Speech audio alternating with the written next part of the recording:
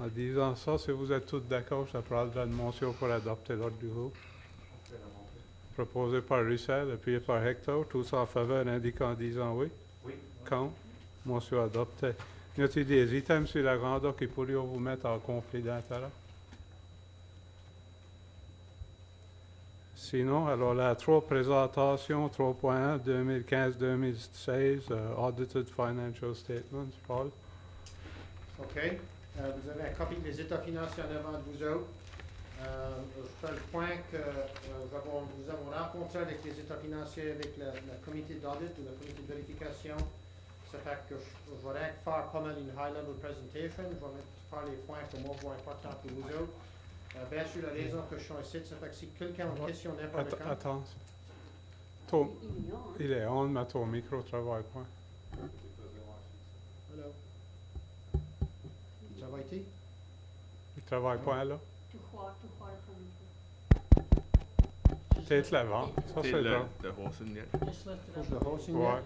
Il y a coutume qui travaille mieux que ça. Ça travaille-t-il là? Oui. Ça travaille là? OK. Ça, c'est correct. Ça fait que s'il y a des questions n'importe quand, à travers de la présentation, je suis notre possible pour les répondre. C'est pour ça que je suis ici. Ça fait que si je regarde dans les états financiers, si je regarde dans la page 1, Independent Auditors Report, ça fait que ça, c'est notre rapport. Sur les états financiers, nous avons fini notre vérification. Ça, c'est ça qui sera une opinion sans qualification, que c'est ça qu'on cherche pour.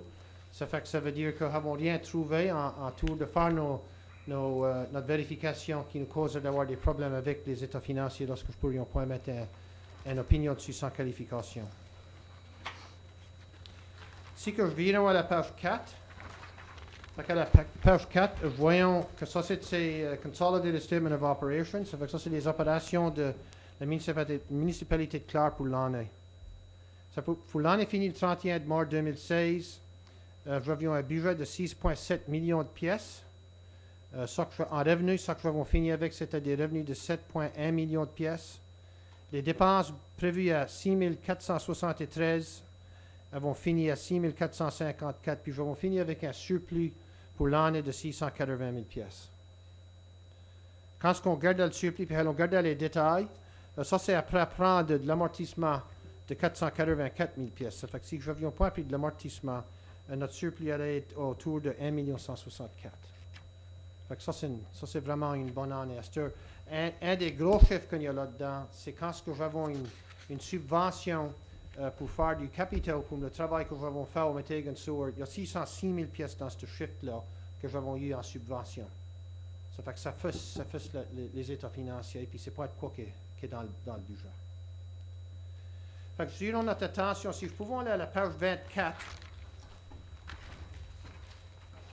la page 24 nous donne des détails de les différentes rubriques. Si que regardons les taxes, en total, quasiment au fond de la page là, ça fait avions prévu d'avoir 5 085 000 pièces en taxes.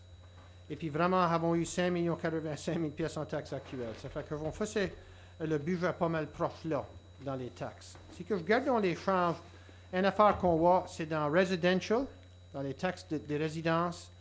La rate n'avait point changé. Nous avons été de 4 497 000 pièces à 4 612 557 pièces. Donc ça, c'est une augmentation d'à peu près 2,5 % qui nous donne une indication de quoi ce que c'est qu'arrivé avec les assessements dans la municipalité de Clare. Ça fait que les assessements auraient monté de 2,5 % parce que la rate a resté la même affaire. Puis voyons une augmentation aussi dans commercial 1 259 1 369. Les autres rubriques que regardons ici, dans cette catégorie ici, sont pas mal ça qui était prévu. Voyons une autre affaire qui nous dit qui est une indication de qu'est-ce qui s'est passé dans les municipalités à travers l'année. C'est Deed Transfer Tax.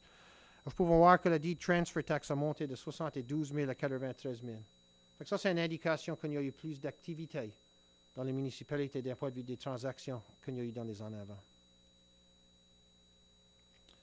Grants in lieu of taxes est pas mal à baisser une miette. Property of supported institutions, ça c'est le montant que nous avons de la province. Ça fait que ça baisse de 129 000 à 115 000.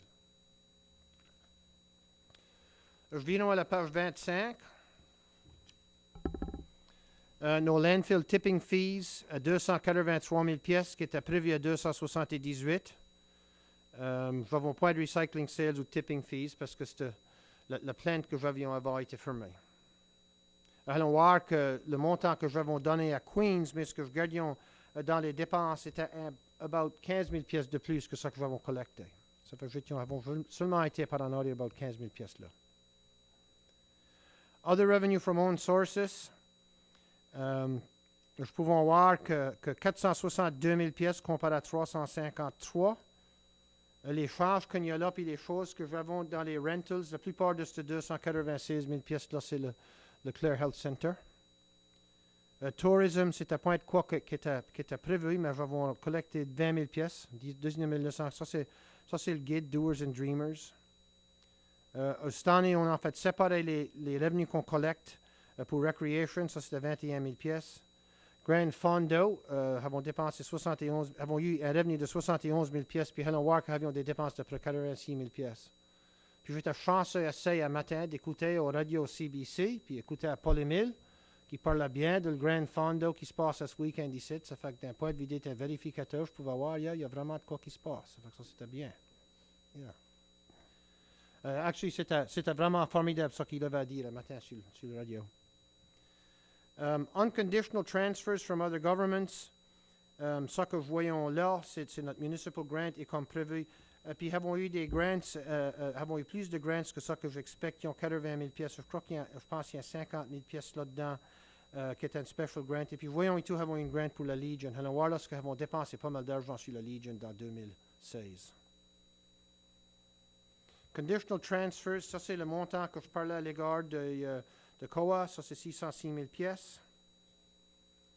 Regardons les intérêts. Les intérêts que nous avons collectés, 158 000 pièces, 112 000 pièces sur les taxes, operating 21 000 pièces, et puis return on investments, 24 000. Ça c'est 24 000 pièces d'intérêts que nous avons gagné sur nos reserves que nous avons. Total revenues, 5 135 comparé à 6,7 millions. OK. Si que je virons la page 26. General Government Services, ce sont dans les dépenses à cette heure. Sous General Government Services, ça va dépenser 1 232 comparé à un montant prévu de 1 337.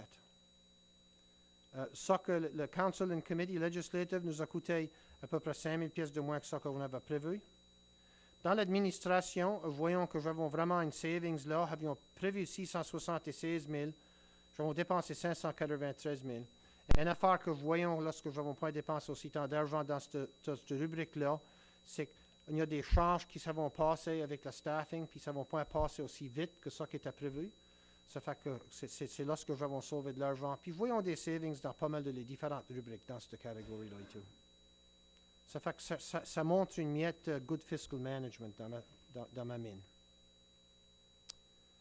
Other General Government Services, ça fait que là, 124 000, puis c'était 124 000 qui était prévu. Ça fait que ça, c'est pas mal en ordre avec ça qui était expecté. Dans Protective Services, en total, nous avions prévu 1 705 000. Nous avons dépensé 1 659 000. Nous avons dépensé une miette moins, 29 000 pièces de moins sur RCMP, 1 19 000 comparé à 1 48 000. Ça fait qu'il y avait une miette d'une savings là. Les autres rubriques sont pas mal comme prévu. Il n'y a pas des gros changes que nous voyons dans les autres rubriques-là quand je les compare à ce qui avait été budgété. En virant la page, à la page 27, Transportation, nous avons dépensé une miette plus d'argent là que ce qui avait été prévu. Ça avait été prévu à 98. Nous avons dépensé 104. Nous pouvons voir qu'il y a des engineering costs que nous avions sur des chemins. Ça fait qu'il y avait des minor roads, si tu veux, des chemins que nous avions dépensé à peu près 17 000 pièces, qui était de quoi qui était point prévu. Environmental Health Services, 1 593 000, c'est ça que nous avons dépensé. Nous avions prévu 1 503 000. Si que je garde donc, Municipal Collection nous a coûté une miette plus d'argent l'année passée, 384, était prévu à 400, ça nous a coûté 424. Mais nous étions seulement 21 000 pièces de plus que ce que nous avions dépensé l'année passée. Dans les autres catégories, nous avons sauvé dans Organic Processing, ça nous a actuellement coûté moins d'argent que ce que nous avions dépensé l'année passée. Et puis, avons dépensé 41 000 pièces qui ont fait sortir les opérations cette année sur des landfill closure costs. Ça fait que la majorité de ça, la plupart de ça, c'est de la testing qui se passe à la landfill qui est fermée. Et ça, c'est de quoi qu'on va voir pour l'année, j'expecte. Public Health and Welfare, le main variance que je vois là, le Clare Health Center ne nous a pas coûté aussi tant d'argent que ça que nous avions prévu. Nous avons sauvé 42 000 pièces là. Et puis, nous n'avions pas été obligés de dépenser sur Doctor Recruitment l'année passée. L'année avant, il y avait un médecin qui avait arrivé, puis nous avions dépensé 100 000 pièces. Mais cette année, c'est seulement 1 000 pièces dans des petites dépenses qu'on a là. Ça fait que ça nous sauve un 78 000 pièces quand on compare le budget. Environmental Development Services, nous avons dépensé 273, comparé à un budget de 250 000 pièces. Je vais pointer que quand je regarde dans un grand fondo là, j'ai vu que nous avons un typo là. Ça devrait pointer être 8 536, ça devrait être 86 536. Ça fait que si le conseil, s'il y en a qui voulaient des états financiers avec ça arrangé, ce chiffre-là va être arrangé avant que ça s'est envoyé à la province. Ça fait que parce que Grand Fondo, si je nous en souviens, avons eu des subventions d'à peu près 71 000 pièces. Nous avons dépensé 86 000 pièces. Ça fait que le Grand Fondo nous coûte un net de peu près 15 000 pièces.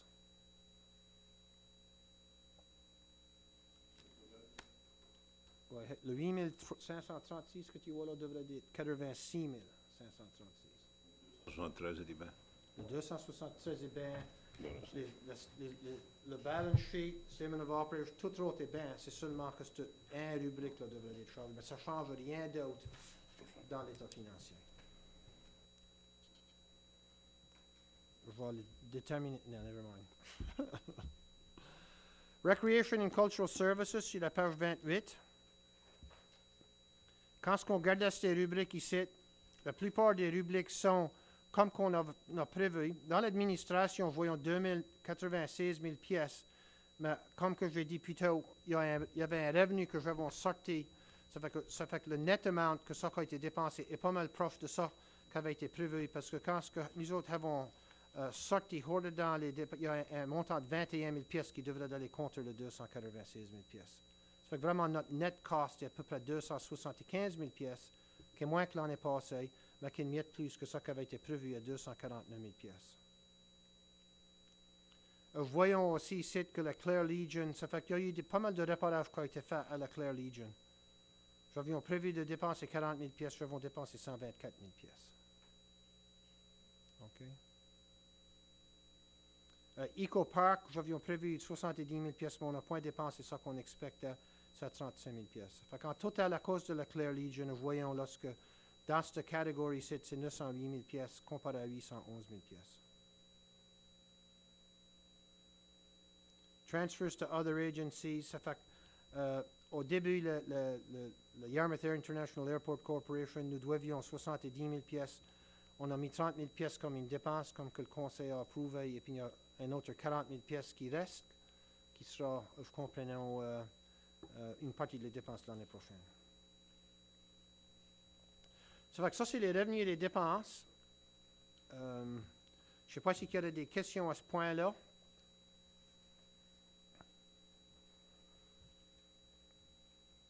Sinon, nous pouvons retourner à la page 4.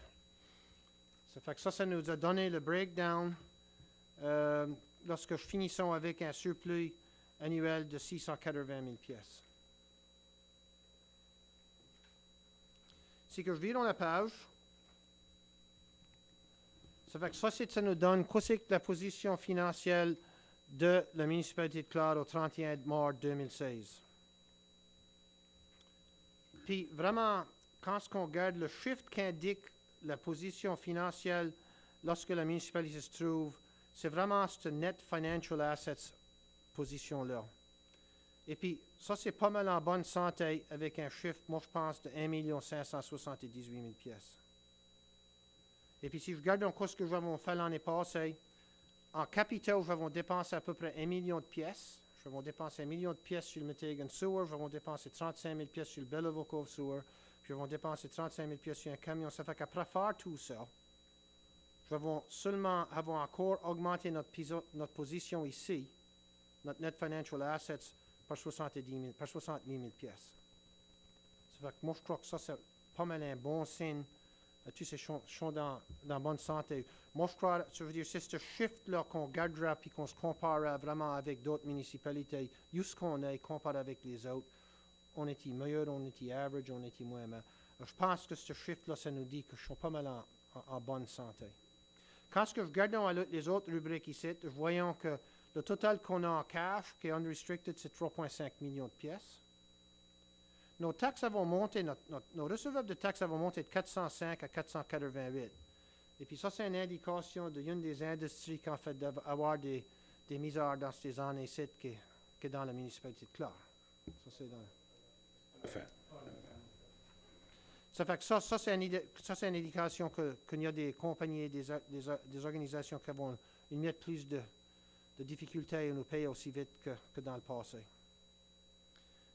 Voyons ici, le Fire Department à 589 000 pièces, ça fait que ça, c'est le montant qui est de reste. Ça baissé de 134 000 pièces l'année passée. Ils ont fait collecter ça à travers des area rates, et puis ça représente des montants que dans le passé, on a acheté des équipements de capitaux pour les Fire Department. Les autres recevables sont à 712 000 pièces. La plupart de ces 712 000 pièces-là, on peut voir, si on va à la page 14, la raison que ça a augmenté, c'est le Metegan Sewer Extension, qui a 606 000, il y a un recevable là de 606 000 pièces, qui a été reçu après la fin de l'année.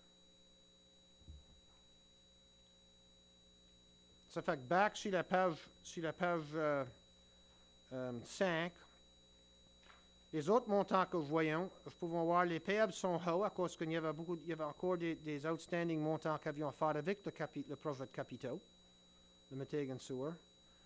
Landfill closure, ça fait ça c'est le montant qui est mis comme un payable pour la landfill, 303 000 pièces qui est là pour payer les coûts qu'on va avoir dans le futur pour continuer à monitorer la landfill et puis s'il y a des issues avec la landfill qui est fermée. Long-term debt, ça c'est la note 17. Ça fait que nous pouvons voir, si nous allons à la note 17, qui est sur la page 19, ça fait que la seule dette que la municipalité a à ce point-ci a baissé par 178 000 pièces en courant de l'année. Le 693 000 qui reste, ça c'était un montant qui avait été emprunté pour financer les achats d'équipements pour les départements de feuilles. Le 1 625 000 pièces, c'est ça qui reste sur le Metegan Health Center, le centre médical de Clare. L'autre chiffre à parler à l'égard, c'est que voyons dans les revenus différés, c'est 399 000 pièces. Puis ça, c'est quasiment vu par mois comme une partie de votre equity ou votre financial assets, parce que ça, la majorité de ça qui est représenté là, c'est un montant qu'on a reçu d'un point de vue de la gas tax qu'on n'a pas dépensé. Ça fait à cause que ce montant-là qui a été reçu pour la gas tax a besoin d'être dépensé pour des items spécifiques, ça rentre point dans vos revenus, ça s'assied dans deferred revenue, mais à la fin de la journée, est-ce que vous ayez des dépenses à faire qui qualifient pour ça, allons les sortir ça dans 399 000 pièces. Ça fait que vraiment, ce 400 000 pièces-là, si tu veux, on pourrait dire appartient avec le 1 578 000. Ça fait que notre position, moi, je vois comme vraiment 1 978 000. Mais les bean counters voulont mettre le 400 000 pièces là en haut. Right? Fait que ça, c'est la position que nous trouvons dedans. Je plains point d'aller en travers de les notes des états financiers. Je pense qu'on a été en travers de les notes qu'on avait besoin d'importantes avec le comité de vérification. Je crois qu'ils s'expliquent pas mal bien. Ça fait que ça sera ma présentation. S'il y a des questions à ce point-ci, j'essaierai de mon possible pour les répondre. moi, je suis Paul. Comme il mentionnait ça, on a tout passé avec le comité hier soir. Juste pour une clarification peut-être ou une explication, si quelqu'un regardait les états consolidés, il pourrait dire que la municipalité a fait un surplus de plus qu'$1 million, fait qu'on aurait pu taxer $1 million moins et puis arriver à la fin de l'année. Mais je crois que c'est important de comprendre que de ce million-là, il y a 600 000 $ qui étaient du revenu pour le Sourd de Métégon, comme que Oui, ça, le c'est mentionnait. Ouais. Et puis, les dépenses ne sont pas des dépenses qui montent comme dans cette année, parce que c'est capitalisé, ça va... C'est amortisé, c'est vraiment, à ce point-là, d'un point de vue de comment est-ce qu'on fait ça, d'un point de vue de comptabilité, il y a une miette d'une mismatch, là. Ouais. Ça fait et puis là, un autre montant qui est un transfert qu'on a fait aux réserves, qui sera le réel surplus des opérations. Ça fait que si on a taxé plus qu'on avait besoin, ça serait ce 300 000 là, plutôt que le million. C'est juste ça, c'est juste ça. Et puis ce 350 000 pièces ne se montre point comme une dépense dans les états financiers consolidés, à cause que ça va seulement d'un fonds à l'autre, que quand ce que je consolide, ça se disparaît. Ça, c'est parti. C'est juste pour le public comprendre que vraiment, si on a fait un surplus financier dans l'exercice, ça serait 300 000 plutôt que... C'est juste ça. C'est juste ça. Tu as d'autres questions?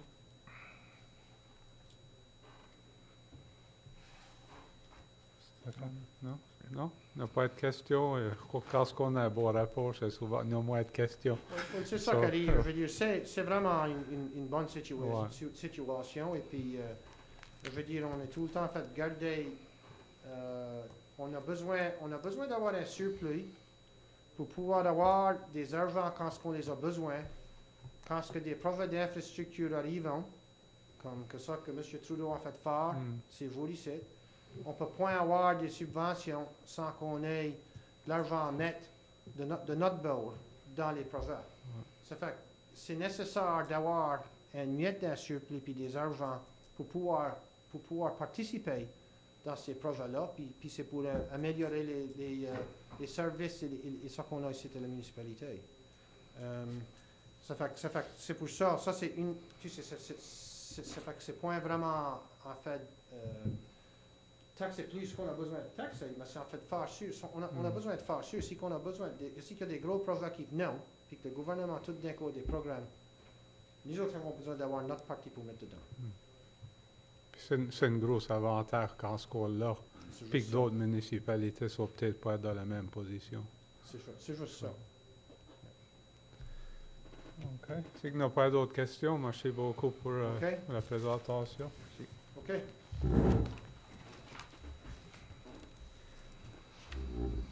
Ensuite, alors la 4, adoption des minutes. 4.1, Ruelle 20. Quoi mon erreur de français? La réunion régulière du Conseil. Y a-t-il des erreurs ou des omissions?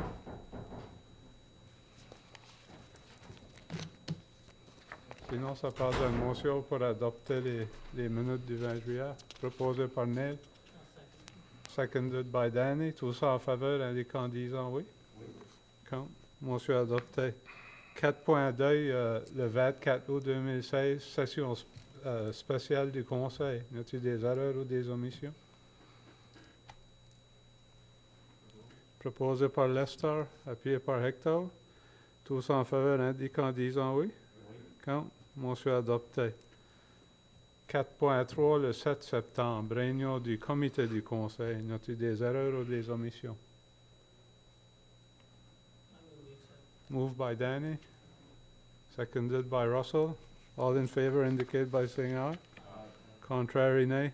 Motion carried. Alors la 5, business arising from previous council meetings. Programme du centre culturel édifice CIFA. Ça, c'est juste un suivi sur la dernière réunion. On va parler au conseil qu'on estimait que le programme a coûté environ 200 000, mais qu'on est en train de étudier les dépenses proposées ou les items qu'on allait inclure dans le programme. Arnold a eu chance à faire ce travail-là. Les dépenses sont moins élevées qu'on pensait. Alors là, on estime qu'ils vont être environ 175 000 pour l'ensemble du projet. Et à l'intérieur de ça, on a inclus un bon montant pour des imprévus. Alors, on est confortable que le projet si le projet va de l'avant, qu'on va pouvoir le compléter pour moins que 200 000 $. Dans votre paquet que vous avez à soir, vous avez une liste de ce qu'on propose pour les travaux qu'on propose pour l'édifice. Puis encore une fois, la liste a été déterminée en discussion avec les organisations qui sont présentement en train de louer de l'espace à l'édifice maintenant. On a également inclus une photo pour vous démontrer, vous donner une idée de qu'est-ce que ça pourrait ressembler. Puis là, ça, c'est juste la première ébauche. Mais les deux items majeurs, si vous voulez, un nouveau toit en fer, en métal bleu, et une nouvelle entrée ici. L'entrée va avoir à peu près 12 pieds de longue, une lampe en ciment, du landscaping, des lampadaires. On va encore laisser le clapboard blanc, mais on va tout rénover l'intérieur aussi, les travaux qui ont besoin d'être faits. Alors, on va voir d'autres illustrations, mais ça, c'est juste pour vous donner une idée rapidement de qu'est-ce que ça pourrait être. Brian? L'espace est tout rempli dans le bâtiment. À Vol-Lette, oui. On a le festival qui va prendre la vieille courtroom. Et à l'intérieur de ça, il va y avoir la frappe qui va occuper de l'espace qui va partager l'espace avec le festival. Il y a également, je pense, c'est l'association des Métis qui va également occuper de l'espace. Et on est en discussion à l'heure actuelle avec le courrier pour d'autres espaces à l'intérieur de l'édifice. Ces discussions ne sont pas finalisées encore, mais il y a de l'intérêt là. Alors, si tous ces organisations... Le festival est déjà là à l'heure actuelle, mais si le courrier vient, là, l'édifice sera à capacité. Et qu'est-ce qui sera le pourcentage du programme de la municipalité? Ça c'était encore 25%? C'est ça qu'on vise. La motion qu'on a discutée à la dernière réunion, puis qu'on va essayer de passer à soir, c'était qu'on disait qu'on estimait un coût total du projet de 200 000, puis qu'on avait fait une motion pour recommander une contribution municipale pouvant aller jusqu'à 50% du coût total du projet, jusqu'à un maximum de 100 000 $. Ça, c'était juste pour nous permettre d'aller de l'avant avec le projet. L'intention, ce qu'on recherche nous autres, le funding mix qu'on recherche nous autres, c'est 50, 25, 25, qui veut dire 50 du fédéral, 25% de la province et 25% de la municipalité. Merci. C'est d'autres questions?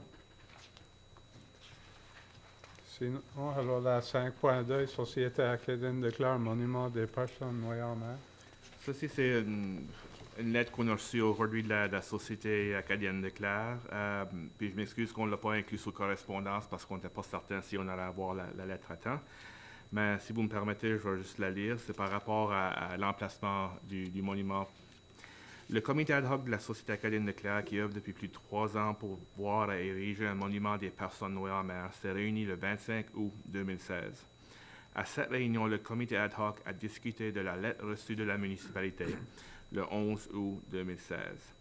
Au sujet du lieu physique pour ériger ce monument, il y a toujours des membres de notre comité qui désirent placer le monument sur le long de la route numéro 1 et d'autres plus précisément au parc provincial de l'Anse des Hirondelles. En ce qui concerne le site pour placer ce monument, malheureusement, le comité ad hoc n'a pas été capable d'arriver à un consensus. Cela dit, parmi les membres qui siègent au comité ad hoc, personne n'a voulu accepter de s'approprier ce monument et de voir à la responsabilité civile et le maintien du monument après son installation sur les lieux de leur choix.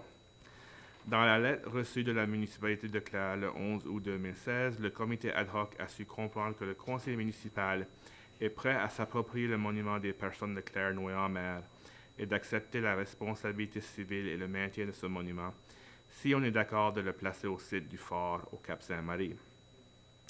Dû à ce facteur et dû au facteur que depuis 3 ans de discussion concernant le placement du monument, le comité ad hoc n'a pas été capable de trouver un site acceptable à tous ses membres. Quelques membres du comité désirent appuyer l'offre du conseil municipal. Vu que c'est évident que la communauté de Clare ne va jamais arriver à un consensus sur le placement du monument des personnes de Clare noyées en mer, 5 des 8 membres présents à la réunion du comité ad hoc, le 25 août 2016, acceptent de placer ce monument au site du phare à Cap-Saint-Marie. Par cette lettre, on demande au conseil d'installer le monument des personnes de Clare noyées en mer au site du phare au Cap-Saint-Marie, une fois que la municipalité aura acquis ce terrain. En plus, on demande au conseil municipal de Clare d'accepter la responsabilité civile et le maintien de ce monument lorsqu'il sera installé. Nous demandons aussi au conseil municipal de bien vouloir placer un panneau temporaire au site du phare. Ce panneau servira à promouvoir le monument des personnes de Clare, Noué en mer, et il indiquera l'éventuel placement ainsi que la date du dévoilement du monument. On prévoit que le monument sera inauguré au printemps 2017 pendant les célébrations du Canada 150. Comme nous sommes une communauté qui vit principalement des industries reliées à la pêche, nous encourageons le conseil municipal de voir à la possibilité d'aménager les terrains du fort au Cap-Saint-Marie en parc nautique. Ce site aura la possibilité de devenir une grande attraction touristique. On est reconnaissant de l'attention que vous portez envers ce dossier et on désire continuer à travailler avec le conseil municipal sur ce projet, un projet qui est de grande importance pour la région côtière de la baie Sainte-Marie. Cordialement, 5 membres du comité ad hoc du monument des personnes de Clare, Noué en mer. Rien que pour être clair, je sais que ça le même, on a eu la discussion à quelques reprises, c'est que le programme, c'est un programme de la Société acadienne de Clare, ils l'ont demandé pour un octroi de la municipalité.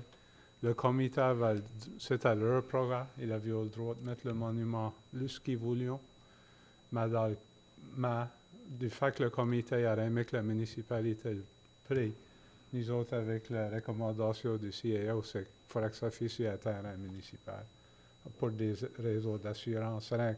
On veut que ça c'est clair au public que le comité même avait le droit de le mettre lorsqu'ils voulaient. C'était leur décision, mais ils avaient choisi de demander à la municipalité. So, pour le public, ça fait extrêmement clair. En disant ça, je ne sais pas, essentiellement, ils nous demandent de le prendre et je ne sais pas si vous voulez en faire une motion ou de l'accepter.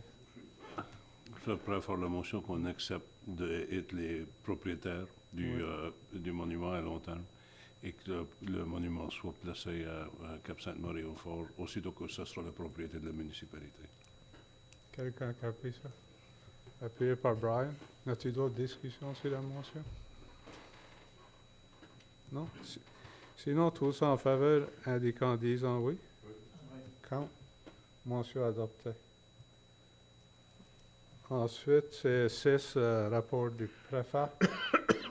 On va essayer d'aller assez vite, mais si vous avez des questions, vous pouvez les demander pour plus de détails. Mais, oui, à le 22, j'ai participé à une réunion téléphonique avec le groupe à John Ferguson. Il y avait plusieurs municipalités et le Department of Business pour discuter du rôle que les municipalités pourraient jouer à faire avancer le dossier de Rural Broadband. Et si qu'on devra continuer à travailler sur un entente entre les municipalités. Au 16, c'était le premier ministre Trudeau avait venu à Bridgetown faire des annonces d'infrastructure. Nous autres étions rien des programmes, il y en avait plusieurs, mais nous autres, notre programme, c'était l'amélioration des systèmes d'égout. Que c'était un programme à peu près 200 000, fédéral 50%, la province 25 et nous autres 25. Au 20, j'ai présenté au nom de la municipalité un certificat de reconnaissance au gala pour célébrer le 50e anniversaire du Clare Golf and Country Club. Septembre le 1er, c'était une réunion du conseil d'administration du CDN à Halifax.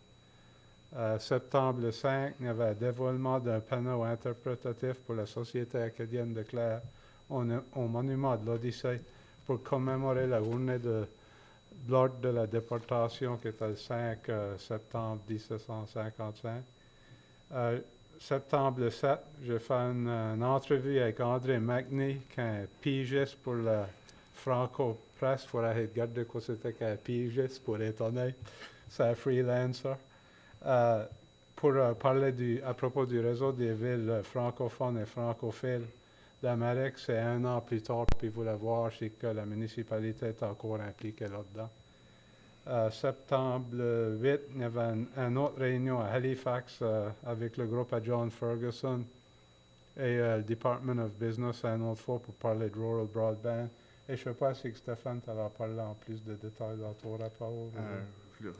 Pas dans mon rapport comme tel, un petit peu les réunions qu'on a. Septembre 13, j'ai participé à un tour de Tideview Terrace à Digby, c'est Continuing Caremont.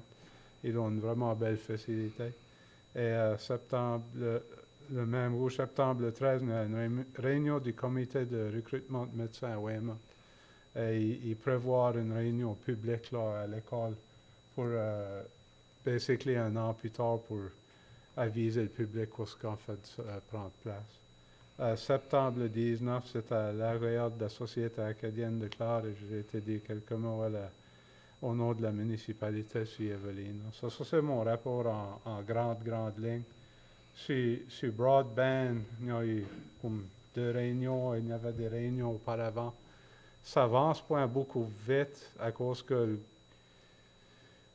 ça que les municipalités proposent de faire essentiellement, et peut-être Stéphane peut m'aider là, mais c'est que la province eux-mêmes ont sorti avec un RFP pour garder pour un, tu appelleras ça un management team. Ouais. C'est un management team pour garder à développer une stratégie sur rural broadband. So, je crois que dans peut-être octobre, il y aura une autre réunion, mais l'équipe s'est mise en place pour garder si que les municipalités ont un rôle à jouer. So, ça avance pas beaucoup vite. Je ne sais pas si tu vas additionner de quoi. Donc, au niveau des municipalités qui étaient présentes, il semble avoir un consensus que les municipalités étaient le mieux placées pour vraiment mener le dossier. La province, par contre, eux autres, c'est, avec comme Ron a mentionné, l'équipe de gestion, eux autres, ça fait partie de leur stratégie. Alors, bon, reste à voir si on peut vraiment former des liens de travail avec l'équipe de gestion puis aller de l'avant ensemble dans la même direction. Il y a la possibilité d'essayer de positionner l'entente intermunicipale, ce qu'on essaie de faire dans ce coin-ci de la province, comme un projet pilote avec la province. Alors ça il semble avoir un peu d'intérêt là, mais pour l'instant, tant que cette équipe de gestion n'est pas en place et qu'ils ont fait leur étude préliminaire, vraiment, on attend sur eux autres avant de pouvoir avancer le dossier plus loin. Je ne sais pas si tu as des questions, Brian. Fait que le broadband se rentre jusqu'à Middleton à cette heure. Oui. Et puis l'idée, ça serait d'avoir de l'infrastructure de Middleton jusqu'à la South Shore Manière. Ben, l'idée du groupe par John Ferguson est vraiment, il n'y a pas un nom pour le groupe, je crois pas officiellement. Ça fera d'avoir du fiber up qui prend de Middleton, qui fera le tour à Queens, puis qui traversera comme à travers de lorsque KGA, tu sais là. Pour si que le fiber cost, ça ira à chaque bord. Puis essentiellement, ça que ça fera, tu peux le comparer comme au Trans-Canada. Ça fera lorsque tout le high-speed rentrera dans le boutissette de la province. L'industrie pourra se brancher là-dessus, créer des besoins, puis donner des services au public. Pour un prix, là, ça fera l'industrie privée, essentiellement. Pour du financement disponible, il y a comme le fédéral a de l'argent pour de l'infrastructure, n'est-ce pas? Ouais. Puis la province en a été? Dans le budget fédéral, il y avait 500 000 500 millions, oui, puis la province avait avec 6 millions. Puis les 6 millions que nous avons, il faut que ça soit dépensé avant le 31 mars. Je crois que vraiment ça, le 6 millions va être dépensé dessus, c'est le management team, puis établir la stratégie. Je crois que c'est là. Mais en termes de 500 millions, le fédéral n'a pas eu de décision, c'est exactement comment ça va être, si que ça la passe à travers des municipalités ou à travers de l'industrie. Mais il y aura la possibilité d'avoir accès à cet argent-là. L'idée était à l'FCM, puis c'est lorsque toutes les municipalités ont cru ça, c'est le message qui venait du gouvernement fédéral, c'est que ça la passe à travers des municipalités semblables à la Gastaire. On prendra cet argent-là pour investir, tu sais, à base de broadband, mais alors, il ne doit pas accepter les critères encore. L'idée était que tu aurais le fil, et puis là, je sais pas, les compagnies comme Eastlink et MTNT se branchera à ce là. Oui, ou des petits, des plus petits, là, mais l'un et d'autres qui se mettront ensemble pour former des compagnies. L'idée, c'est, je veux dire, c'est compliqué, plus compliqué que moi je peux expliquer, mais il y a une business case, disons, lorsqu'il y a beaucoup de maisons, il y en a pas dans l'intérieur. Si que tu crées de l'infrastructure, puis essentiellement tu dis, vous pouvez avoir accès à cette infrastructure-là si vous brancher le monde lorsque la business case est moins. Puis c'est ça que l'argent fédéral est pour. OK. C'est pour essayer de créer une business case dans le private sector qui dira, ouais, pour pas le faire sans, mais si il y avait un investissement de $1 million, ouais, il y a une business case pour nous autres. Là, c'est parti, mais c'est que les banques Oui, expliquent. c'est ça. Puis le modèle que les municipalités sont en train de proposer, ce qui est intéressant de ce modèle-là, c'est que c'est des solutions individualisées pour chaque municipalité. Les municipalités pourront décider qu'est-ce qui est la meilleure solution pour eux autres, dépendamment de la densité de la population, la nature du terrain. C'est plus rural que urbain. Comme la solution, par exemple, pour la ville de Yarmouth n'est pas nécessairement la même solution pour la municipalité de Clare. So, il y a différentes... ça permet quand même une certaine... Malgré qu'on fait toute partie d'une entente, ça permet quand même une flexibilité à chaque municipalité qui fait partie de cette entente-là. Là, ça fera, c'est que nous aurions accès à, je sais pas, un certain montant d'argent fédéral dans l'RFP pour dire ça, c'est ça le coverage que nous voulons. Puis si appliquons pour, tu sais, 1 million pour le faire, vous autres, c'est ça le service que vous donnez. Ça, c'est l'argent fédéral, techniquement, qui créerait la business case. Puis chaque municipalité pourrait appliquer, mais en disant tout ça, les critères sont pas 100% clairs. L'idée est bonne, mais c'est pour faire tout, venir tout ensemble. As-tu d'autres questions?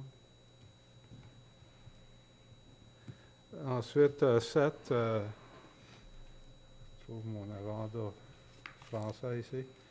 Présentation officielle des membres du conseil. As-tu des présentations? Sinon, alors la correspondance 8.1, lettre de Road Solar Lighting, directeur Bernard Carl Lambert. Okay. Si vous me permettez, je vais lire quelques portions de la lettre en anglais. Puis encore une fois, c'est de Road Solar Lighting. Our corporate mission at Road Solar Lighting is to assist municipal taxpayers to reduce their municipal taxes through LED technology while protecting the environment.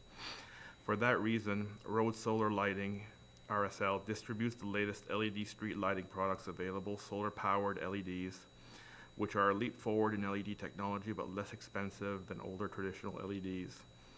The time and expense to install a solar LED street light is less than traditional LEDs because entrenched wiring is not required. Road Solar Lighting uses a welded one-piece power bracket that allows us to guarantee our street lights for 25 years. Lastly, although the savings from traditional LEDs is 55 to 65%, the savings from solar-powered LEDs is 100%. This allows a faster recoup of the initial investment to retrofit. The solar LEDs that RSL distributes provide an opportunity to save excess energy they generate, converting each street light from a cost center to the municipality to a revenue center. Et là, ils continuent en disant, they will assist taxpayers to both reduce their taxes while protecting the environment for future generations. Dans la lettre, ils font pas mention de comment est-ce que les lumières pourraient coûter, mais ils font juste d'accentuer les positifs et ce qu'on pourrait épargner. Nous autres, la différence, c'est Nova Scotia Power qu'on a lumière, on n'a pas, je sais pas si on en a trop peut-être ici au centre médical. Ça, il y a des villes qui ont les lumières, c'est ça la différence. As-tu des questions, commentaires là-dessus? 8.2, lettre de remerciement, Fondation de l'Hôpital de Yarmouth. Dear Mr. LeBlanc, we would like to express our deep appreciation to the Council for the Municipality of Clare, of the Municipality of Clare, for completing its generous pledge of $37,964 towards the 2014 Enhancing Healthcare Campaign. Please find enclosed a copy of the Yarmouth Hospital Foundation's 2015-2016 annual report. The Council for the Municipality of Clare's continued support of the Yarmouth Hospital Foundation is a testimony of its commitment to enhancing health care for the residents of our region. Sincerely, Paulette Sweeney Goodwin, Managing Director, Yarmouth Hospital Foundation. Ça, c'est bien. 8.3, lettre de remerciement de Denise, toi. Je ne vais pas vous lire toute la lettre, mais essentiellement ici, si vous vous rappelez, quand on avait lancé le Community Cleanup Program cet été, qui permettait, fin de printemps, début d'été, qui permettait aux gens de nettoyer les canaux et le bord des rues, puis on les paierait, je pense, 150 $ par kilomètre. Il y avait un groupe qui avait, dans les mêmes temps, sans savoir que le programme existait, qui avait pris l'initiative pour nettoyer une section de plage. Ils nous ont envoyé des photos simplement pour nous montrer tout le travail qu'ils avaient fait. C'était impressionnant, tous les déchets qu'ils ont ramassés. Étant donné tout leur travail, malgré qu'ils n'ont pas appliqué pour le programme, on a jugé bon de leur donner 150 pièces pareil, c'est comme un remerciement pour ce travail-là. Eux autres, ce qu'ils ont fait avec ces 150 pièces-là, c'est qu'ils l'ont pris, puis ils ont acheté des school supplies. Puis là, ils ont donné ces school supplies-là à Juniper House pour les familles qui n'avaient pas les moyens d'en acheter. Alors, on a une lettre de Juniper House remerciant le groupe et remerciant la municipalité pour ce travail-là et pour ce don-là. Alors, c'est une belle lettre, c'est une longue lettre, mais essentiellement, c'était juste pour souligner la municipalité et le fait qu'on contribue à ce programme-là et souligner le travail du groupe. Des questions, commentaires? Ensuite, lettre du maire de la ville d'Oshawa, John Henry.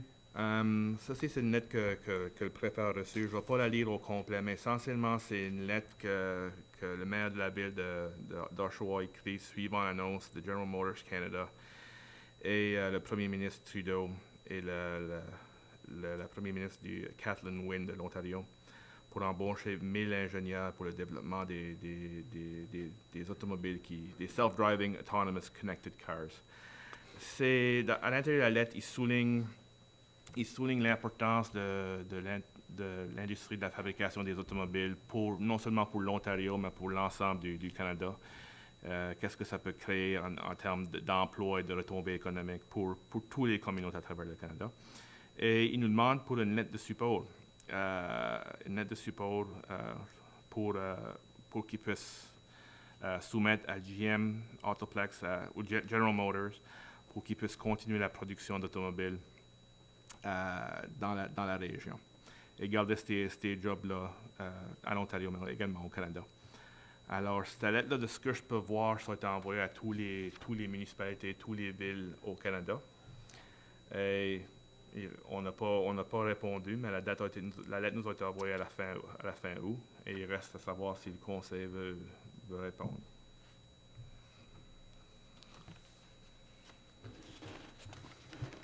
Moi, j'ai un peu de difficulté à répondre à cette lettre-là, parce que moi, je ne connais pas le code. Nous autres, on a une lettre du maire d'une des villes du pays. Ça se pourrait qu'il y ait des nouvelles usines construites par GM dans d'autres villes d'Ontario ou au Manitoba, ou même, ça pourrait être en Nouvelle-Écosse.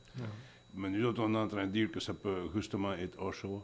Je ne sais pas si c'est vraiment notre place là, à Rue-London, ou que c'est plus la place du gouvernement de province de l'Ontario que la municipalité de Clare. On a eu la même discussion, moi et Ronnie, quand on a vu la lettre, la demande nous a un peu surpris. Puis c'est pas une critique contre le maire ou contre la ville d'Oshawa ou l'industrie comme telle, mais la nature de la demande, le fait que ça soit envoyé à tous les villes et tous les municipalités au Canada, c'était, comme tu dis, ça nous a surpris. So, vous êtes correct de la quitter faire? Ensuite, lettre de 8.5, lettre de remerciement Statistique Canada. Monsieur le préfet, j'aimerais remercier votre municipalité de l'important soutien apporté au recensement de 2016. Grâce à l'engagement exceptionnel des Canadiens d'un océan à l'autre et à l'appui constant des administrations publiques municipales et des organisations communautaires, Statistics Canada a pu mener le meilleur recensement à ce jour. Le taux de réponse de 97,8% des Canadiens au questionnaire détaillé du recensement de 2016 est le meilleur jamais enregistré. Près de 9 ménages canadiens sur 10 ont rempli le questionnaire abrégé ou détaillé sans l'aide du personnel de Statistique Canada. Et 68,3% des Canadiens ont rempli le questionnaire par Internet, en établissant ainsi un record mondial en matière de taux de réponse en ligne. ce qui donne lieu en 2016 au plus efficace des recensements traditionnels effectués dans le monde. Ces résultats impressionnants, qui s'ajoutent à un taux global de réponse de collecte de 98,4%, nous permettront d'obtenir des renseignements de grande qualité pour pratiquement toutes les collectivités du Canada. Statistique Canada concentre maintenant ses efforts sur la diffusion des données du recensement, dont la première est prévue le 8 février 2017. Un calendrier de diffusion accéléré permettra aux Canadiens d'obtenir toutes les données du recensement dans les 18 mois suivant la collecte. Veuillez transmettre ces remerciements à votre personnel. Merci encore de votre appui. Wayne R. Smith, statisticien en chef du Canada, Statistique Canada. Juste à titre d'information, le personnel a travaillé plus comme un rôle de coordination avec Gisèle Thériault, qui était l'agent de sensibilisation, pour la mettre en contact avec différentes organisations dans la communauté, pour l'aider à distribuer des trousses d'informations par rapport au recensement, faire la promotion du recensement, etc. Alors vraiment, c'était juste faire ce lien-là pour elle. C'est des bons nombres. As-tu des questions? 8.6, lettre de remerciement Sentier de Clare, Rails to Trade. Monsieur Cyr, merci pour votre lettre du 31 mai dans laquelle vous nous informez que notre demande d'octroi au montant de 4 500 $ a été acceptée par le Conseil. Les membres de notre association veulent exprimer un grand merci à vous-même et aux membres du Conseil pour cette généreuse contribution. Cette contribution va nous permettre de poursuivre le travail d'entretien sur le sentier.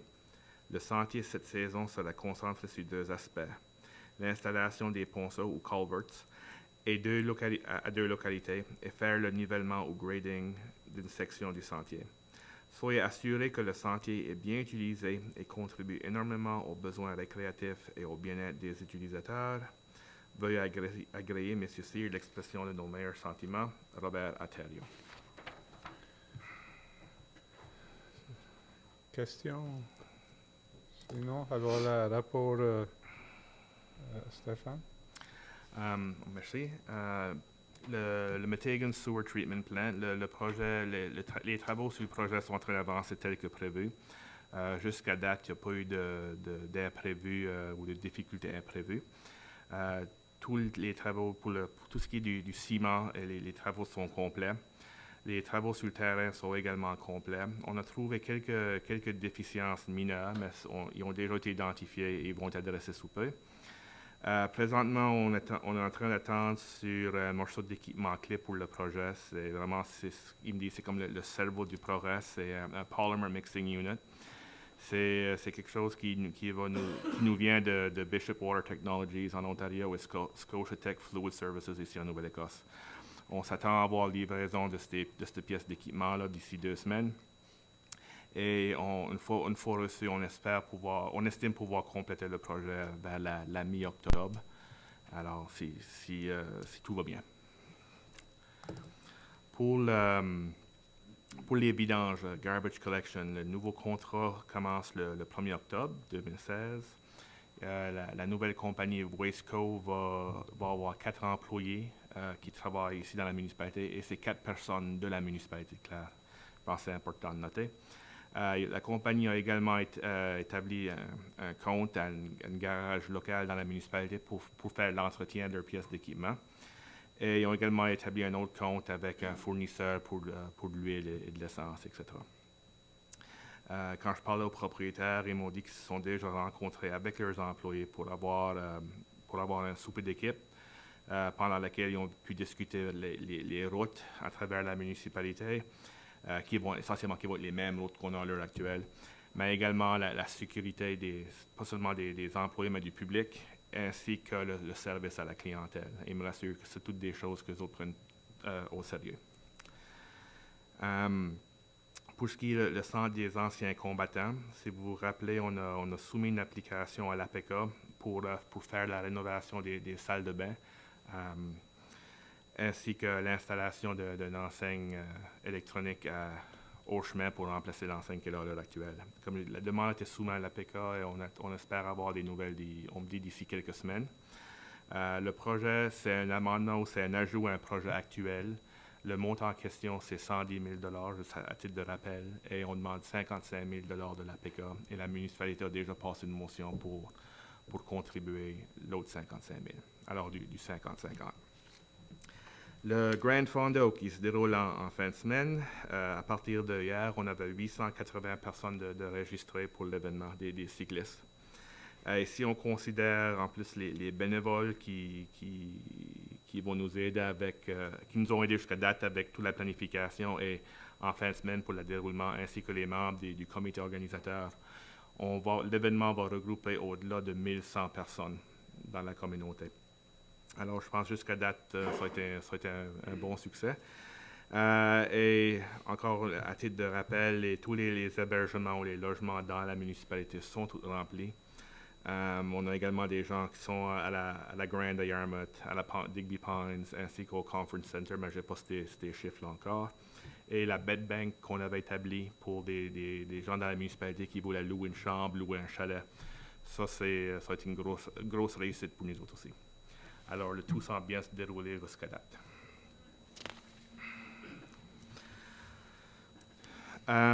Pour l'élection 2016, juste à titre de rappel pour les écouteurs, les votes, les Advanced Polling Dates, votes électroniques seulement, vont être à partir du 7 octobre jusqu'au 14 octobre.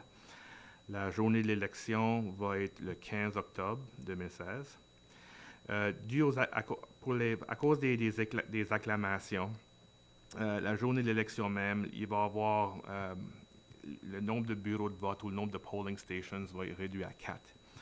Alors, les résidents du district 1 qui veulent voter pour le membre du CSAP doivent se rendre au district 2. Les résidents du district 3 qui veulent voter pour le membre du CSAP doivent se rendre au district 4. Les résidents du district 5 doivent se rendre au district 6 et les résidents du district 7 doivent se rendre au district 8. Encore une fois, ça c'est pour voter pour les membres du CSAP seulement. Et le voting par Internet et téléphone est toujours disponible aussi. Le phare au Cap Saint-Marie, ce projet-là avance bien aussi. Parks Canada, on l'a su aujourd'hui, a désigné le phare comme un Heritage Lighthouse. L'annonce va se faire sous peu. DFO, Pêche et Océan, est présentement dans le processus d'annoncer au public la cessation ou la vente du phare. Puis ça, c'est d'après les démarches précises dans l'acte. Une fois que cet avertissement ou cette notice-là est fait public, la municipalité va avoir 90 jours avant que la vente se termine ou avant qu'on accuse réception formellement du phare.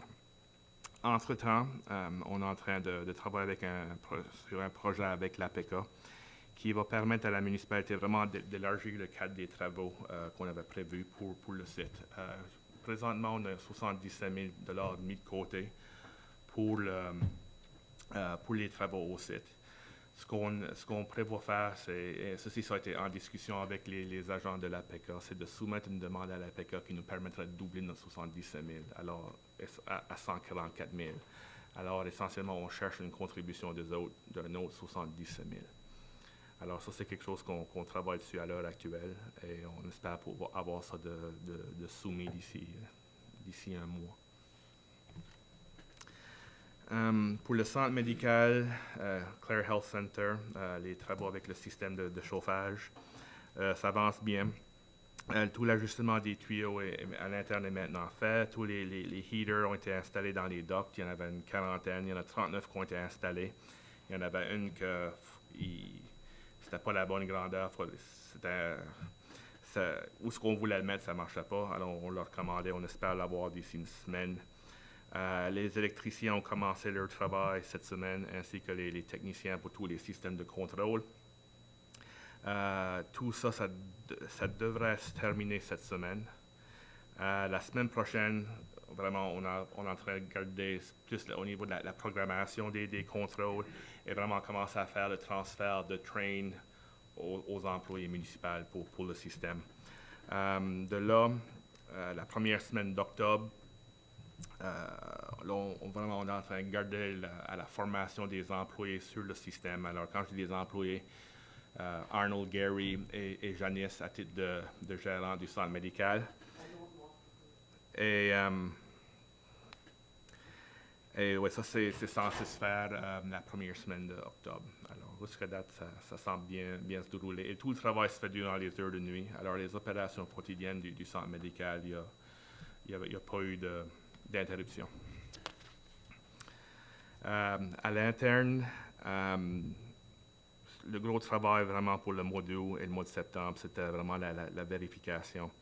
Avec le travail et le dialogue avec Grant Thornton, ça a été un gros travail et vraiment de souligner le travail du personnel du département des finances ça a été une grosse demande sur leur temps et ça s'est très bien déroulé. Au niveau des réunions que j'ai assistées, Ron a mentionné déjà celle-là avec le Nova Scotia Department of Business et par rapport à l'Internet.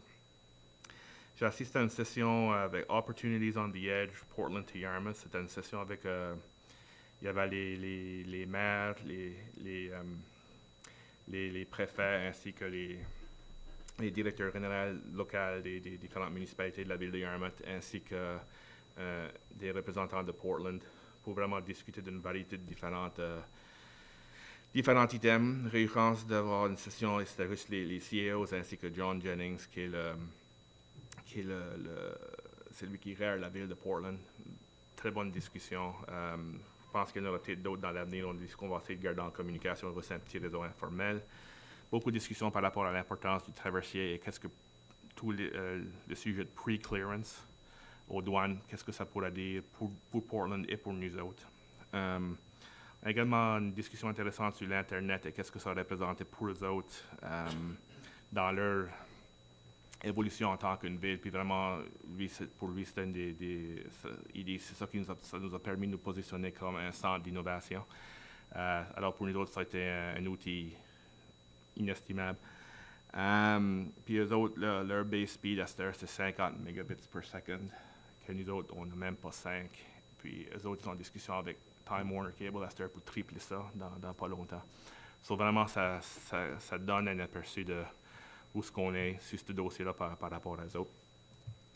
Une réunion du comité Waste Check, en plus, le 12 septembre. Le 13 septembre, j'ai participé à Nova Scotia Fire Services Review à Kenville.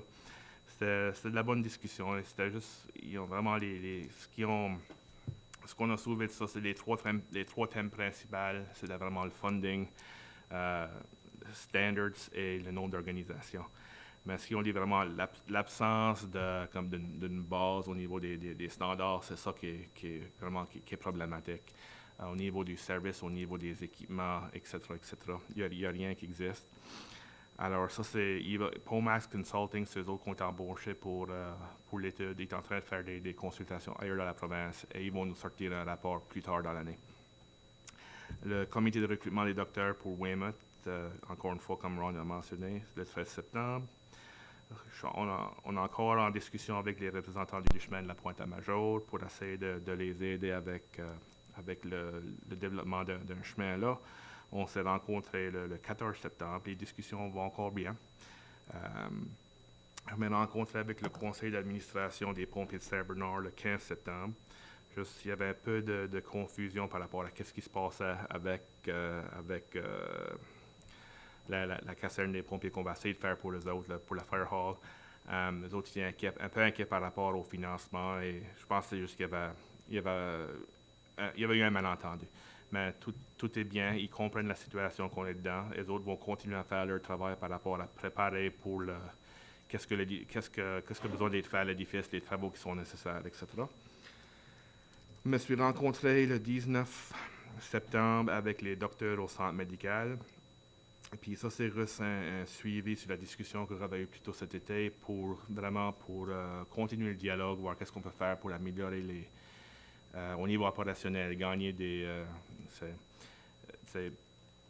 possiblement réduire les dépenses, opérer le centre d'une façon plus efficace sans réduire le niveau de service au public. Alors, c'est des bonnes discussions. Ce n'est pas des longues réunions, mais on se rencontre. Puis le travail, les travaux avancent. Et en même temps, on a réussi à renouveler tous les contrats des médecins qui sont là à l'heure actuelle. Alors, c'est des bonnes discussions. Et finalement, le comité de vérification sera rencontré le 19 septembre, qui était lundi de cette semaine aussi. Des réunions qui s'en viennent sous peu. Je pense qu'on se rencontre demain. Je ne suis pas certain. Il y a un Nova Scotia Health Authority Stakeholder Group. Je pense que la réunion est demain soir, mais je ne suis pas concret. Ils ne m'ont pas confirmé l'heure. IMO. On se rencontre. Il y a une évaluation provinciale qui se fait.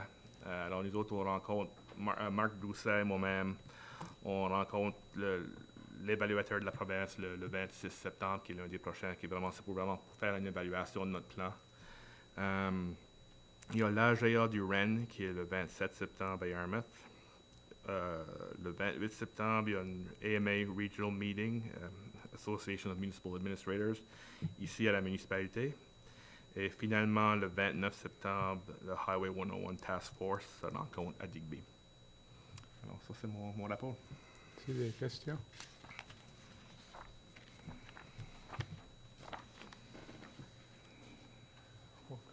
Non, pas de questions. On dirait que notre cours à la dire, mais je ne peux pas m'en souvenir. Ça ne peut pas être trop important.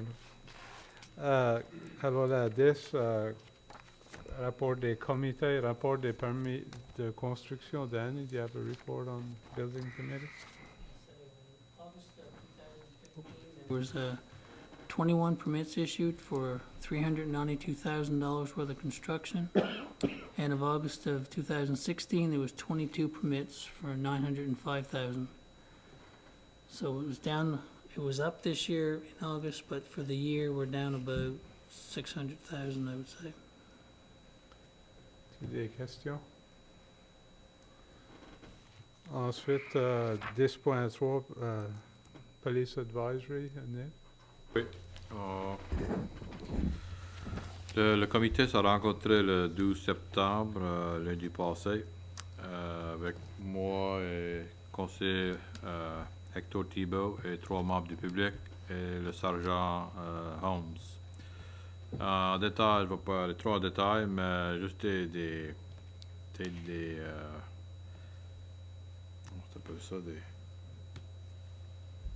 quoi qu'on arrivait pendant l'année, jusqu'à la moitié du temps, jusqu'à cette heure, ils ont fait jusqu'à 59 checkpoints à plusieurs endroits dans la classe. Ça fait qu'ils sont pas mal alert à différents endroits. Je ne sais pas ce qu'ils vont être. Ils ont attrapé du monde sous la forme de boissons impaired. 6 déjà cette année, comparé à 8 l'année passée. Il y a eu 33 speeding charges jusqu'à date. Du monde qui a été attrapé avec des téléphones cellulaires, il y en a attrapé 10. Déjà cette année, comparé à 8 l'année passée. Fait qu'ils sont pas mal sur les chemins. C'est sûr que vous les voyez plus que d'habitude. Ils ont attrapé plusieurs mineurs aussi avec des four-wheelers qui ont eu des amendes.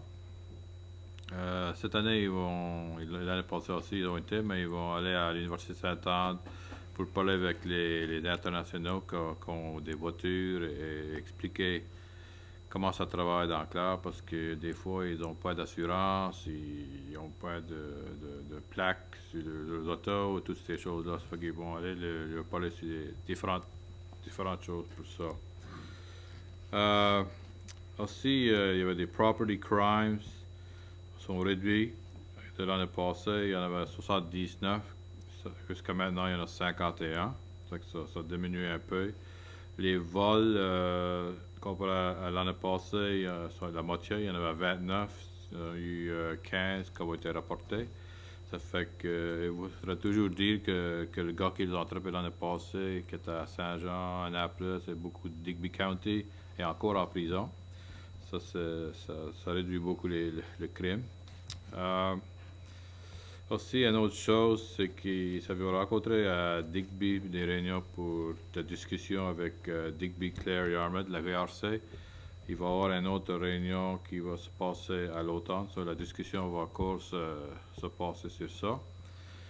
Et en finale, le grand fondo qui va avoir lieu dimanche, le 25. Il y aura 2 membres présents qui seront sur la route partout pour avoir du safety et tout ça. En gros, c'est ça qu'on aurait. Des questions pour Ned? Sinon, alors à la 11, nouvelles affaires, 11.1, motion pour approuver les états financiers 2015-2016. Quelqu'un qui va avoir attendu Russell? Je propose que la municipalité du district de Clare approuve les états financiers 2015-2016 consolidés vérifiés pour la municipalité du district de Clare, préparés par Grant Thornton et tels que présentés au comité de vérification le 9 septembre 2016. Appuyé par Danny. As-tu de la discussion sur la motion? Sinon, tous en faveur, indiquant en disant oui. Oui. Contre. Motion adoptée. 11.2, motion pour modifier l'arrêté municipal number 12, un arrêté municipal concernant les chiens. Stéphane, voulait-tu en parler un petit peu? Simplement juste pour dire que c'est le bylaw committee s'est rencontré au cours de l'été à plusieurs reprises pour réviser l'arrêté et faire des révisions, faire des ajouts en discussion avec notre avocate. Et c'est ce qu'on vous présente ici à soir pour la première lecture. Je ne sais pas si Brian, comme s'il y avait quelque chose à rajouter. Je vais ajouter qu'on avait consulté le public pour avoir du feedback avec leurs concerns et idées pour le règlement. Et on avait demandé à 5 membres du public pour s'asseoir plusieurs soirées pour faire un ébauche, mettre des idées sur papier et partager avec l'avocat. J'espère que le public s'est content avec le nouveau règlement. Quelqu'un d'autre? So, essentiellement, c'est la first reading, n'est-ce pas? Ouais. Ça prend une motion pour commencer le procès. On va faire la motion. Brian? Je propose que la municipalité du district de Clare fasse la lecture du règlement municipal numéro 12, modification numéro 12, 01-2016, un règlement respectant les chiens et que le règlement municipal soit lu pour la première fois par son titre seulement. Appuyé par Russell. Bon. Y a-t-il de la discussion sur la motion? Tu peux peut-être expliquer un petit peu le processus lorsque le public offense À ce que la motion est passée par le conseil, la bylaw va être affichée ou un lien à la bylaw pour les gens qui veulent le réviser va être affiché sur notre site web ainsi que nos médias sociaux. Ainsi, on va faire l'annonce dans le courrier de la Nouvelle-Écosse et le Clare Shopper. Les gens qui peuvent également venir en chercher une copie ici à la municipalité. On va en avoir des copies pour les gens qui veulent en faire la lecture. Et ça, on espère passer au conseil, à la prochaine réunion du conseil, suite à la rétroaction qu'on a eu des gens, passer une motion pour la deuxième lecture. Y a-t-il d'autres discussions sur la motion avant que je monte pour la question? Robert? Je ne vois plus la motion, mais je veux juste féliciter les membres du comité qui ont travaillé longtemps ici dessus avec beaucoup de patience et rencontrer le public. Je pense que ça prend peut-être un peu de temps, mais ça en fait d'avancer dans la bonne direction. Il y a un gros travail de faire. Jacobès, Briand et le comité ont travaillé fort là-dessus. Y a-t-il d'autres questions? Sinon, tous en faveur, indiquant en disant oui. Oui. Contre. Motion adoptée. 11.3, motion pour modifier l'arrêté municipal number 9, un arrêté municipal concernant le bruit. C'est essentiellement la même chose que je viens de dire par rapport à l'arrêté pour les chiens. C'est que le comité de révision pour les bylaws se rencontre au cours de l'été pour faire les révisions à cet arrêté ici, et respectant le bruit. Et c'est ce qu'on vous propose ici ce soir. Quelqu'un qui va faire la motion, Russell?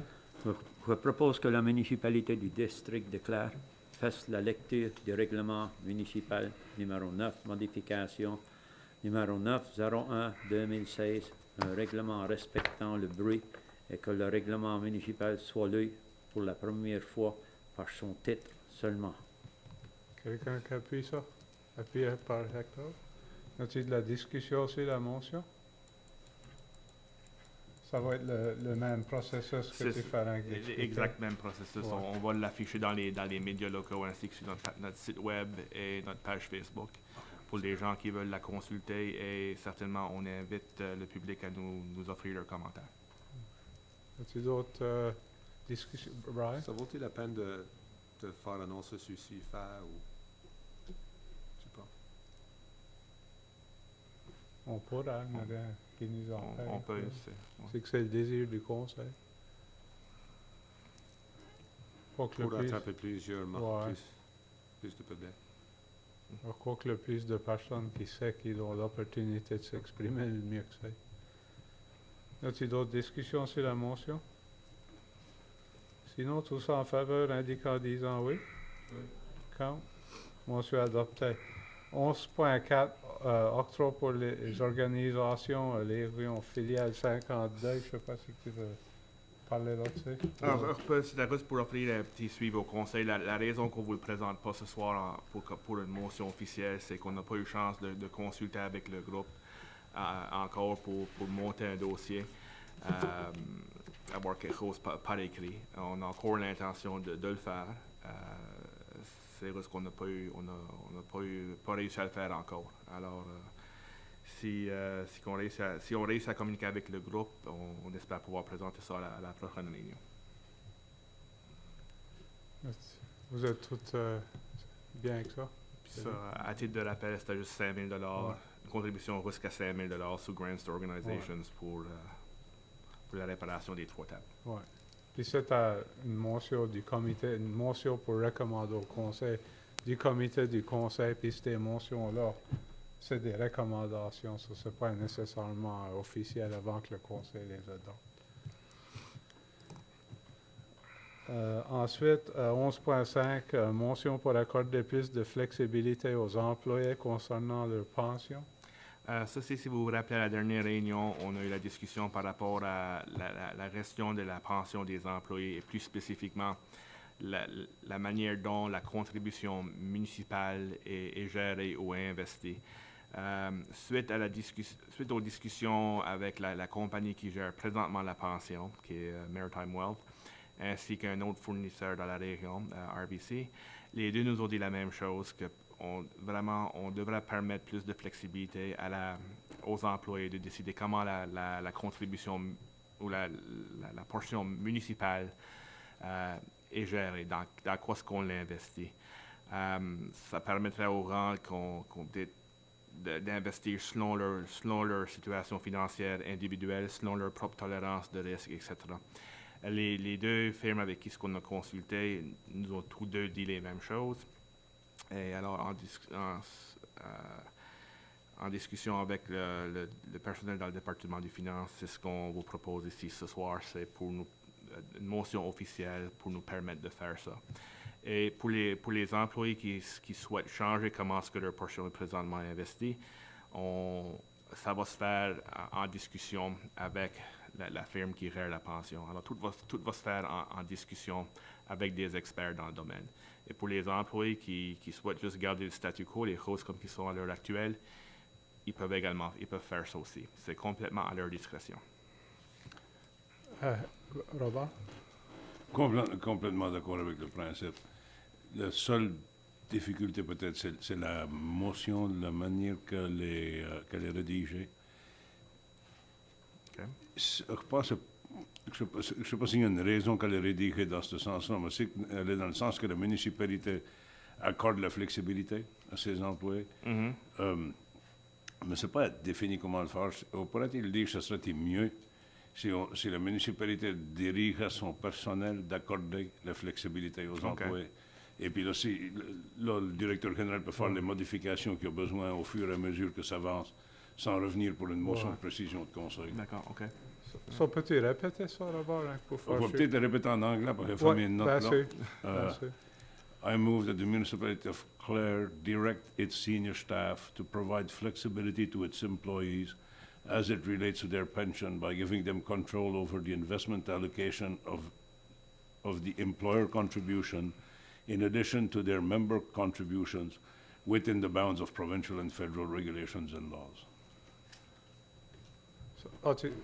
T'as ça décrit, là? Peut-être tu pourras avoir une copie à Renette Béton. En fait-tu la motion? Puis secondé par Hector. So, n'as-tu de la discussion sur la motion? Parce que vous êtes toutes claires si la motion qui a été proposée. As-tu des questions? Tous en faveur, indiquant en disant oui. Quand? Motion adoptée. 11.6, motion pour la contribution au programme du Centre culturel. Ça, retour dessus un peu plus tôt ce soir, mais c'était juste pour nous permettre d'avancer le dossier, surtout pour soumettre notre demande de projet à l'APECA. Il faut avoir confirmation du balance de financement. Alors, à la dernière réunion, on avait discuté d'une motion qui permettrait à la municipalité d'investir jusqu'à 50% des coûts reliés au projet jusqu'à un maximum de 100 000 $ pour au moins satisfaire cette obligation-là et pouvoir déposer notre demande à l'APECA. Entre-temps, c'est compris qu'on va essayer de réduire le plus possible l'investissement municipal en essayant d'appliquer pour des fonds à la province et leurs différents programmes. Mais au moins pour commencer la boule à rouler, on vous demande d'appuyer la motion. Hector? Je propose que la municipalité du district de Clare contribue jusqu'à 50% des coûts pour le projet du centre culturel jusqu'à un maximum de 100 000 $. Quelqu'un qui appuie sur appuyé par Russell, n'a-t-il la discussion sur la motion? Sinon, tous en faveur, indiquant en disant oui. Quand? Motion adoptée. Motion pour accorder un droit de passage. Ça, c'est pour Monsieur Richard Timot et Madame Francine Timot qui ont un morceau de terre sur Third Lake à Metegan. Ils servent présentement de notre chemin pour le chemin qu'on a pour se rendre à la transfer station. Eux autres s'en servent pour se rendre proche de leur morceau de terre. Ce qu'ils demandent, puis là, de là, ils stationnent puis ils marchent à leur terrain. Ce qu'ils demandent, c'est à la municipalité, c'est de leur accorder un droit de passage pour construire un chemin d'où ce qui stationne à l'heure actuelle, qui est dans pas loin de la pit qu'on a, à leur terrain. Et c'est compris que à l'intérieur, si on décide de formaliser la motion, que d'autres personnes qui demanderaient qui auraient une demande semblable pourraient juste continuer le chemin que les autres sont en train de se construire pour pas qu'on est en train de créer des droits de passage individuels tout le long de notre chemin. Là-dessus, question? Ce qu'on est complètement d'accord, mais on a eu la discussion à comité, puis une autre stipulation qu'on avait mise, c'était que dans l'entente qu'on fera avec eux autres, qu'il faudra comprendre qu'on ne garantissait pas la condition de notre chemin. Certainement, oui. Puis également que c'est les frais de CAS autres de préparer les documents, faire préparer les documents par leur avocat. Certainement qu'on va faire la nôtre toute vérifiée, mais vraiment l'emphase ou la coutange, c'est sur eux autres. Russell? Je propose que la municipalité du district de Clare accorde un droit de passage à M. Richard Timot et à Mme Francine Timot pour qu'ils puissent avoir accès à leur propriété située à Third Lake, à Metegan. Seconded by Danny. N'a-t-il de la discussion sur la motion? Sinon, tous en faveur, indiquant en disant oui. Oui. Quand? Motion adoptée. 11.8, motion pour transférer des fonds au fonds de réserve capitale. Ça aussi, c'est encore une fois suite à la dernière rencontre. On avait discuté pour le système d'égout, l'extension du système d'égout à Metegan. Le plan original, c'est qu'on allait faire une demande de financement au Municipal Finance Corporation pour un montant de 440 000 pour financer notre portion du projet. Compte tenu de l'état financier actuel de la municipalité, on a des bonnes réserves.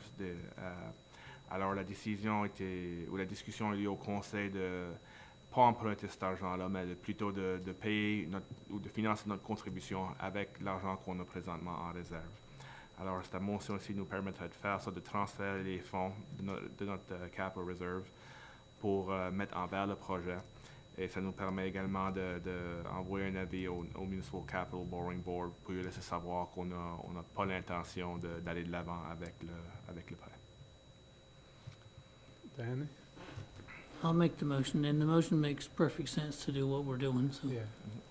I move that the municipality of the District of Clare transfer funds up to $440,000 from the Capital Reserve Fund to recover the municipality's portion of the capital expenses relating to the Metegan Sanitary Sewer Extension and Sewer Treatment Plant Sludge Dewatering Project, and to send notice to the Municipal Council Borrowing Board that the municipality no longer intends to borrow funds for this project.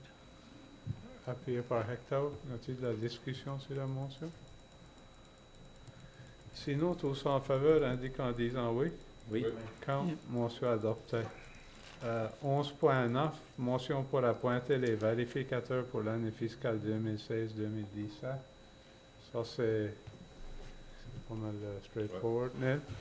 Je propose que le conseil de la municipalité du district de Clare appointe la firme Grant Thornton comme vérificateur pour l'année fiscale 2016-2017. Appuyé par Russell. La discussion.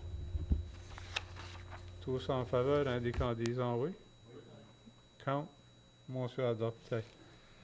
11.10, département d'incendie Hectonouga.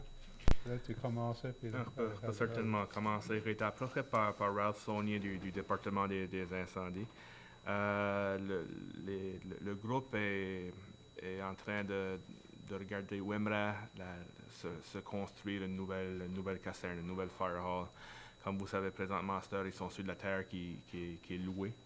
Il y a un de leurs membres qui est prêt à eux accorder de la terre pour une nouvelle construction.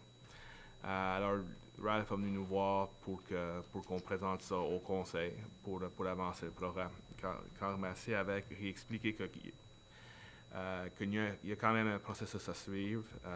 On a un plan d'investissement de 5 ans. Il y a des projets qui sont déjà identifiés à l'intérieur de ce plan-là et que c'est des projets qui ont été jugés prioritaires par le conseil, mais que reprendra sa demande et au moins que la présentera au conseil pour qu'il soit au courant que c'est quelque chose que le groupe est en train de se développer ou en train d'essayer de mettre sur pied. Il nous a fourni un design, c'est quelque chose qu'ils ont mis ensemble eux autres mêmes, mais essentiellement, ils gardent quelque chose de la même envergure qu'on a à la rivière au Saumon. Alors, c'est juste pour discussion à ce point-ci. Il n'y a pas plus d'informations que ça. Moi, il parle à deux reprises aussi. Il dit la même chose, que aviez plusieurs priorités, que aviez pas de problème d'avancer ça d'un programme parmi plusieurs, puis là, ça fera au conseil, tu sais qu'on faisait des plans de 50 capitales, mais ça arrive le temps qu'on peut évaluer chaque programme, puis décider quoi c'est que les priorités du conseil. So, vraiment, je ne sais pas si il y a une mention à faire, mais c'est plus un titre d'information, ouais. De recevoir l'information. As-tu plus de discussions là-dessus? Sinon, alors les jusqu'à où c'est ça? Non, pas qu'à l'envers. 11.11, lettre de support Upper Clemens. Neil, voulais-tu parler là-dessus? Oui, simplement, c'est... on fait une demande pour le 150e qui va se passer cette année au Canada. Fait une demande au fédéral, puis tout ce que c'est simplement, c'est une lettre d'appui de la municipalité de Clare ainsi que Digby et Annapolis. Ça prend des lettres d'appui pour faire cette demande, I guess. Ça fait que tout le monde savoir, c'est qu'on pourra envoyer une lettre d'appui de notre part pour appuyer la demande qu'on va faire pour Upper Clemens Park.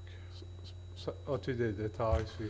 Ben, sur la lettre des affaires qui a dit qui vont parler de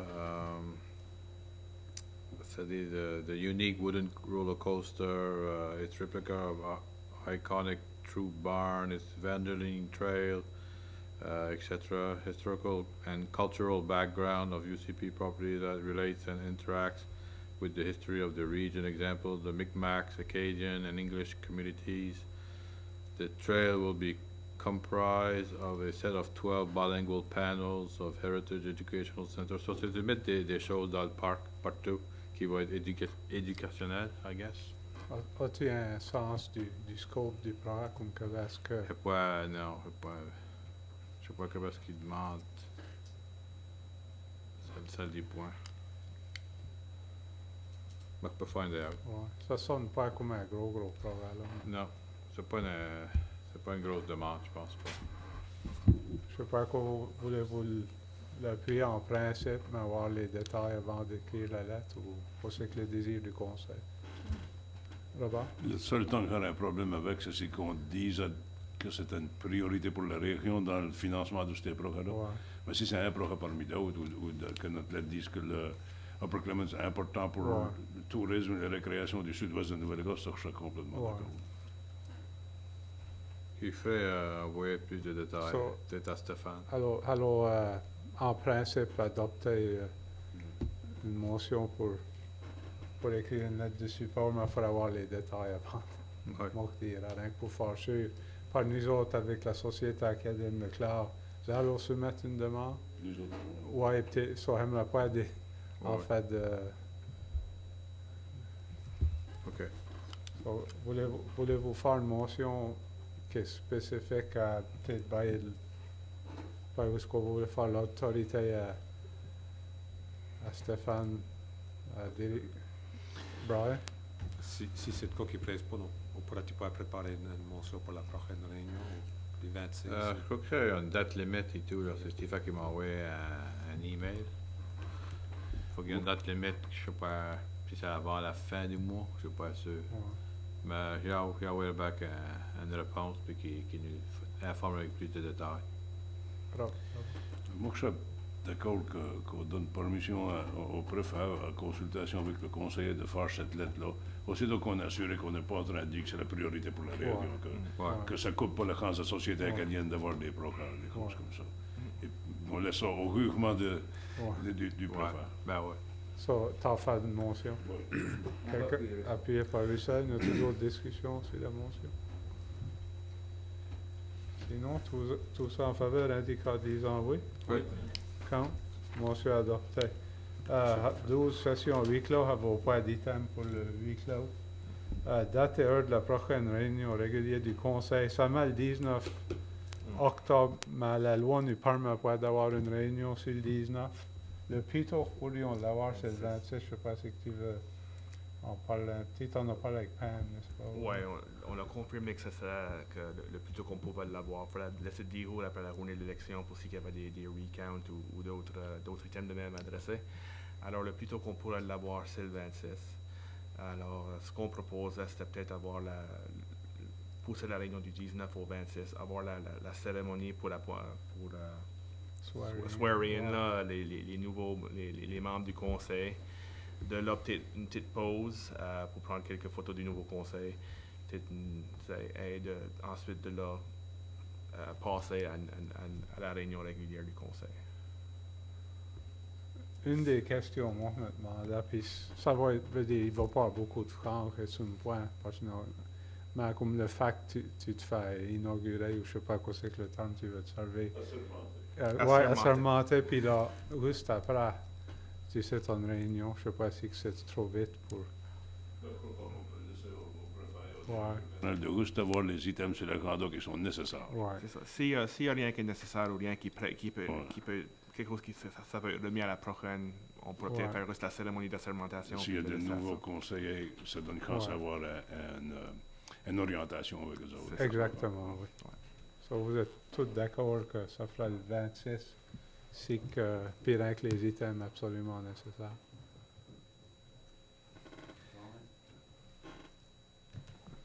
Brian. Oh, Avant de terminer la réunion, j'avais oublié de prendre la chance de faire une présentation officielle sur le conseil par Oui. J'aimerais dire félicitations à Ruth et Bernie Boudreau qui ont célébré leur 50e anniversaire de mariage le 13 août et un certificat un certificat a été préparé pour eux. Ok. Vous êtes tous d'accord avec ça? Oui. Si il n'y a rien d'autre, ça prendra une motion de gouvernement proposée par Nick. Bonsoir.